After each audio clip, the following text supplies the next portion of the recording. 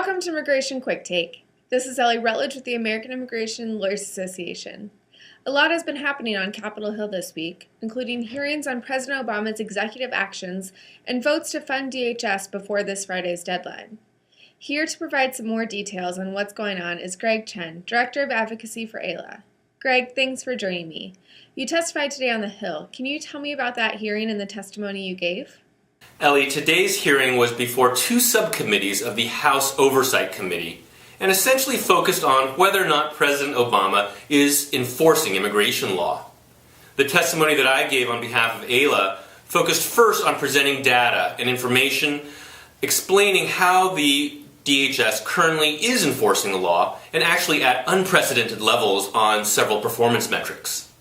The second real issue of the hearing was an examination of some data in a report released by a conservative organization alleging that President Obama is not protecting the American public because ICE has released allegedly about 36,000 people in fiscal year 2013 who have criminal convictions, and despite that ICE had released those individuals.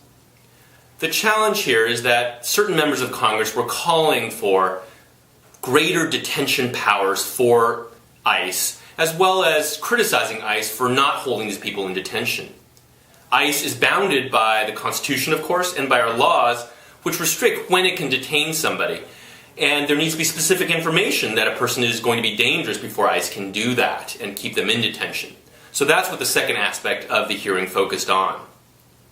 With respect to balancing those constitutional powers, an issue that I raised for AILA is our concern about what's happening with the detention of families arriving here seeking asylum from violence in Central America. And it is by our judgment that the administration has gone too far with detention, is not balancing the liberty interests and protecting the families that are being detained.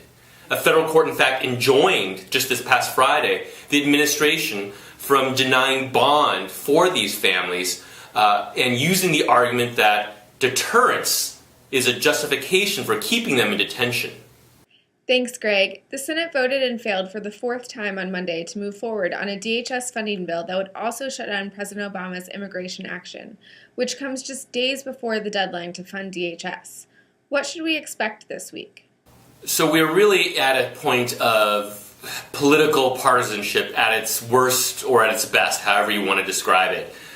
Even in the hearing that I testified at, most of the members were talking at each other, arguing that one party or the other was not allowing DHS to be funded.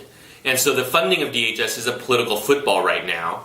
What we expect will happen is that Senator McConnell will bring up for a vote at some point a DHS appropriations bill that has no amendments attached to it.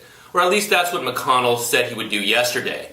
But there's been some back and forth with Reid saying that he would not even allow the Democrats to vote on this bill until the House, until Speaker Boehner has his Republicans agree that they would allow this to go forward. So right now we are in a place of quite a bit of brinksmanship. Nobody really knows what's going to happen next. Of course, DHS funding will end on February 27th, and I think it's likely we'll see that issue get pushed right up to the cliff by Congress. What happens if Congress doesn't fund DHS by Friday?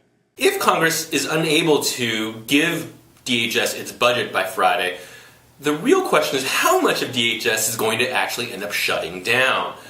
In the past, many of the DHS personnel were considered to be essential personnel, and I think it was on the order of 70 to 80%.